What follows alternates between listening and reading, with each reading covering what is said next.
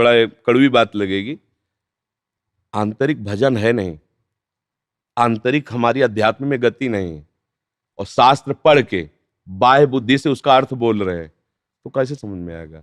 ये दिव्य भाषा है, ये तो उनकी समझ में आती है जो समाधि भाव को प्राप्त है। हर्ष में भगवतानंद में तो एक एक शब्द स्पष्ट दिखाई देता है। अब बेमतलब लिए घूम रहे लड़ाई झगड़ा, अरे तुलसीदास जी ने ये लिख दिया, उन्होंने वो लिख दिया। आप पहले थोड़ी देर बैठकर भजन तो करो ना, फिर तुम्हें समझ में आएगा।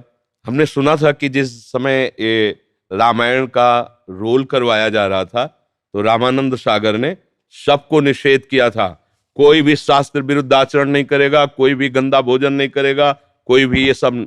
और उन्होंने स्वयं बताया था, वो जो राम बने थे, कि हमको ये शिक्षा दी गई थी कि आप एक रोल करने के लिए इतना संभाला गया उनको, सालों से उनको बिल्कुल सब विषयों से दूर करके एक साधना कराई गई, तब सब बैठ के हाथ जोड़ के देखते थे रामायण। और जिन्होंने देखा चिदानंद और वो लिख रहे, उनकी बात तुम काटने के लिए अधिकारी कब बन सकते हो?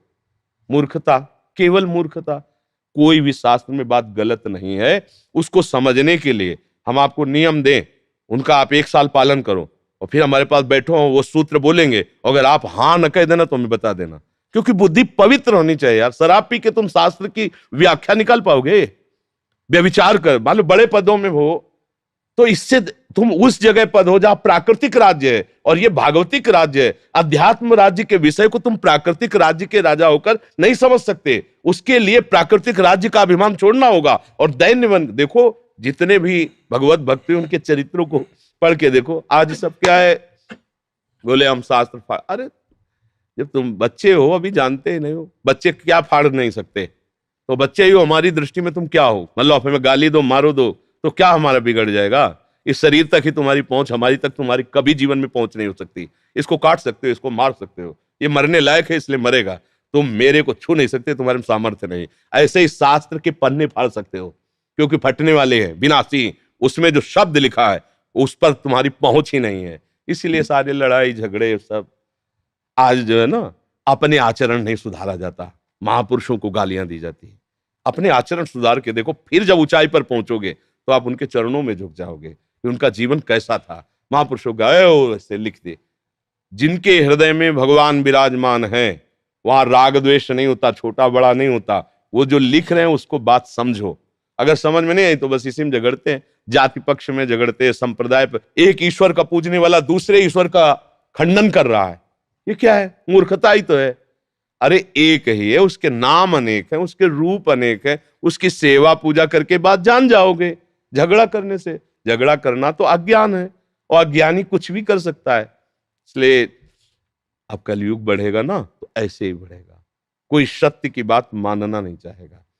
भगवान ने जो जो सिद्धांत बनाए उनको समझो, उनके अनुसार चलो, आपको शांति मिल जाएगी, आपको आनंद मिल जाएगा। आज हम 4 लोगों को रिझाना ही शांति समझते हैं। 4 लोग हमारे पास ज्यादा आने लगे, यही हमारी उन्नति है। 4 रुपए ज्यादा हो जाएं, यही हमारे ऊपर कृपा है, ये हम मानते हैं। ये है, बुद्धि पलट गई।